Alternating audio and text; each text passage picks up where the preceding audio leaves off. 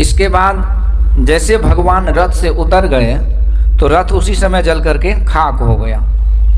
तो पूछा गया भगवान से कि प्रभु ये रथ जल करके खाक कैसे हो गया, क्यों हो गया? तो भगवान ने कहा कि अर्जुन, ये रथ के ऊपर कितने ब्रह्मास्त्र, कितने दिव्यास्त्र, कितने अस्त्र शस्त्र लगे कि तो कब के जल के खाक हो गए थे। ये तो मेरे कारण, मेरे बदौलत तुम्हारा रथ बचा हुआ था।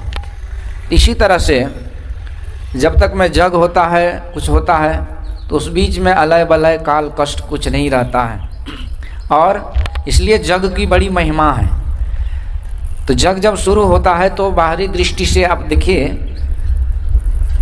जैसे सनातन परंपरा है कि आराध्य देव, इष्ट देव की हम प्राण प्रतिष्ठा करते हैं, तो मंत्र के द्वारा किया जाता है प्राण प्रतिष्ठा। तो यहाँ पर जैसे स्तुति विनती हो गया, गुरु महाराज के फोटो को लगाए, मल्यार्पण किए, स्तुति विनती किए, तो एक भाव है कि गुरु महाराज विराजमान है। अब 7 दिन का संकल्प है, यज्ञ हो रहा है। और फिर जब अंतिम सत्संग करके आरती कर लेते हैं तो वो पूर्ण हो जाता है। चाहे आप श्लोक मंत्र आदि पढ़िए कि नहीं पढ़िए, ये गुरु महाराज का बनाया हुआ ये सप्ताह ध्यान यज्ञ, ज्ञान यज्ञ, ये उसी तरह से संपन्न हो जाता है। तो हर व्रत का एक महत्व है।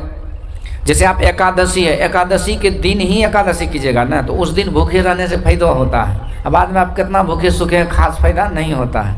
ब्रह्म मुहूर्त का एक अलग महत्व है। समय गुरु महाराज जो कहते हैं त्रैकाल संध्या करने, तो ये त्रैकाल संध्या क्या है? तो उस समय में सुबह शाम दोपहर जो भी है, तो उस समय का एक अलग वो है। वैसे तो धन्य घड़ी सोई जब सत्संगा, जब समय जब कीजिए तभी अच्छा है। कब हनुमंत विपत्ति घड़ी सोई है जब तब सिमरन भजन न होई। विपत्ति की घड़ी वही है जब भजन नहीं हो, सुख शांति की घड़ी वही है जब ध्यान भजन हो। पर फिर भी मान्यता के अनुसार ये सप्ताह जो 7 दिन का ये व्रत होता है, इसका एक अद्भुत आकर्षण होता है। अब वही जगह है, वही गुरु महाराज के फोटो हैं, सिंहासन है, वही बाबा है, वही बजा है, वही सत्संग है। आज मन क्यों नहीं लग रहा है? व्रत पूरा हो गया। वैसे ये पूरा हो नहीं होता है। ये पूरा कब होता है ना, जब काम पूरा होता है तब व्रत पूरा होता है। ये तो जीवन पर्यंत करने का है। स्वामी विवेकानंद जी महाराज से किसी ने पूछा था, why do we need to do prayer throughout the life? तो स्वामी विवेकानंद जी महाराज कहते हैं, as long there is a fear of death, as long there is a stress, strain, frustration, depression, sorrow, pain, as long there is a, as long you have been suffering in the cycle of birth and death, so long you have to do prayer, you have to do meditation, you have to do bhakti, puja and all spiritual activities in order to get rid of from the cycle of birth and death, until you get rid of from the cycle of birth and death।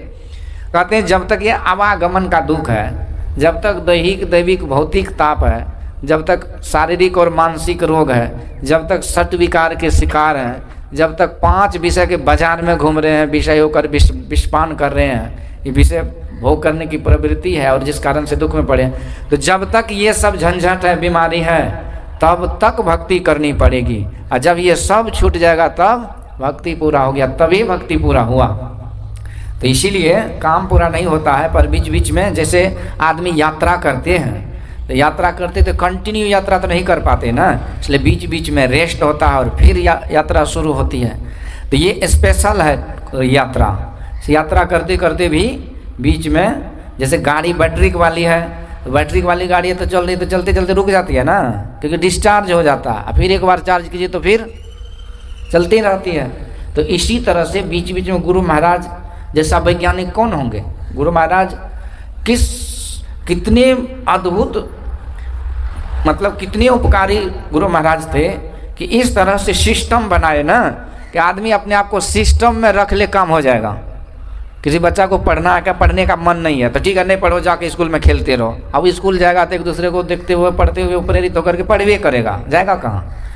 इसी तरह किसी को गाने बजाने का मन हो, नहीं मन हो कि सीखते गाते लेकिन आलस है, तो उसको खाली गायक टीम में बैठा दीजिए, गायक टीम में बैठा दीजिए तो बैठे रहेगा। बाद में ताली बजाने सीखेगा, फिर झाल बजाने सीखेगा, फिर करताल बजाने सीखेगा, और फिर नाल बजाने सीखेगा, फिर हारमोनियम गाने सीख जाता, बिना सिखाए भी सीख जाता है। ऐसा नहीं कि सब ट्रेनिंग लेकर के ही है। बहुत सारे ताल पकड़ लिए, ताली बजाए, ताल पकड़े तो संगीत भजन कीर्तन गा रहे हैं। अब पूर्ण तो कोई भी नहीं है। कोई जो कहते हैं कि उसको नहीं आता, हमको आता, तो कौन चीज आता, उसके आगे भी है, नाला पतला है, कोई पूर्ण नहीं है। तो ये सब बातें करने का विषय ये है कि जिस चीज को सीखना हो तो वो चीज के संग में जाइए, वो चीज हो जाता है।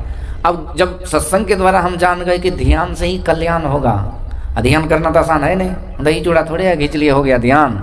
ये ध्यान तो बड़ा कठिन है, मन को लगाना। तब ध्यान को कठिन है, लेकिन ध्यान अभ्यास में बैठिए तो 1-2 दिन के बाद धीरे धीरे खुद में हीनता फील होती है कि भाई वो बैठे हैं, मैं नहीं बैठा हूँ, ये कैसे होगा। तो फिर बैठने लगते हैं और धीरे धीरे जब ध्यान होता है 7 दिन का या 15 दिन का या सप्ताह महीना दिन का, जैसे कोर्स पूरा होता है कि उस समय में लगता है कि हम भी ध्यानी हो गए, तो बैटरी चार्ज हो जाता है। सबके मूल में यही है कि इंजॉय द ग्रुप वाइब्रेशन। जो ग्रुप का जो वाइब्रेशन है वो हमें आनंद देने लगता है, हम उसको आनंदित महसूस करने लगते हैं। तो यही सबसे सरल तरीका है। किसी को ध्यान में मन नहीं लगे अथवा ध्यान में वो बढ़ना चाहे तो गुरु महाराज जी की असीम अनुकंपा से ये ध्यानाभ्यास का कार्यक्रम हो रहा है। और संत मत यदि इसकी गहराई और मजबूती है तो यही ध्यानाभ्यास के कारण। इसलिए दुनिया में ऐसा कोई विद्वान नहीं, ऐसा कोई संस्था नहीं, ऐसा कोई संप्रदाय नहीं जो संत मत के सामने टिक जाए, तो बशर्ते यह कि उसको रिप्रेजेंट करने वाला हो। एक विद्वान आए थे स्वामी वैष्णव जी महाराज के पास, तो उन्होंने पूछा कि आप लोग का सुबह का जो है किस स्तोत्र पाठ करते हैं, कौन सा पूजा पद्धति है। तो इन्होंने दिखा दिया गुरु महाराज के इस स्तुति को। विद्वान तो विद्वान थे, वेदांती थे, पाणिनि व्याकरण आदि पढ़े थे। उन्होंने जब देखा सुबह की गुरु महाराज की स्तुति को तो देखते रह गए, बड़ी देर तक अचंभित रह के कुछ बोले नहीं। बाद में बोले कि आज तक मैंने जितने वेद वेदांत पंचदशी पढ़ा और जो गीता भाष्य को पढ़ा और शंकराचार्य भगवान का जो उपनिषद पढ़ा वेदांत में और जो ब्रह्मसूत्र पढ़ा और जो भी पढ़ा, उन सब में जो ईश्वर के चुने चुने अद्भुत नाम दिया गया है, निर्गुण निराकार शुद्ध ब्रह्म शुद्ध स्वरूप परमात्मा के, तो वो सब का संग्रहित करके ये आपका स्तोत्र आपके गुरु जी ने बताया। मैं समझता हूँ कि दुनिया में इससे बढ़ के कोई स्तोत्र पाठ नहीं हो सकता। श्री सद्गुरु कहीं से भी कोई कमी नहीं, पूर्ण है, पूर्ण संत के द्वारा बनाया गया सिस्टम ये पूर्ण है। तो इस तरह से बाबा बड़े सुंदर तरीके से व्यवस्था की है। तो बाबा तो आगे रहते हैं, व्यवस्था तो सब सत्संगी करते हैं, लेकिन महत्व तो आगे वाले का ही होता है। The leader is one who Leeds from the front. जो आगे से लीड करे वो लीडर कहलाते हैं। नाम जस उसका ज़्यादा होता है।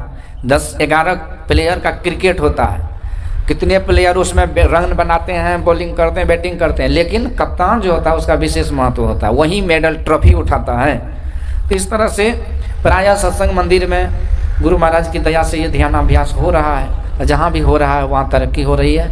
और गुरु महाराज की दया से अभी गुरु महाराज तो प्रगट रूप में है नहीं, वैसे तो अभी कहीं गए नहीं, हर जगह है। अभी भी कोई शिक्षा दीक्षा लेते हैं और जब उनसे मैं सुनता हूँ दीक्षा लेने के तुरंत बाद जो थोड़ा ध्यान करके वो जो अनुभव बताते हैं तो आश्चर्य लगता है कि गुरु महाराज कैसे प्रकट हो जाते हैं। एक जगह मैं अभी जो कथा करने गया था, बगल में शिव चर्चा वाले थे, कथा के कंपटीशन में 4 बॉक्स लगा के वो भी 2 दिन शिव चर्चा हड़बड़ाहट खूब किया।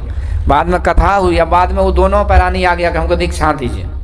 और दीक्षा जैसे लिया तो मैं पूछा कि हुआ दर्शन हुआ। ऐसे ही बात तो ओपनली नहीं बोलना चाहिए, लेकिन उनके मुंह से जो सुना तो मैं अचंभित रह गया कि गुरु महाराज कैसे प्रत्यक्ष रूप में शिव रूप में प्रकट होकर के उसको दर्शन दिए। श्री सद्गुरु। तो कहने का भाव है ये है, यही ध्यानाभ्यास का नियम है।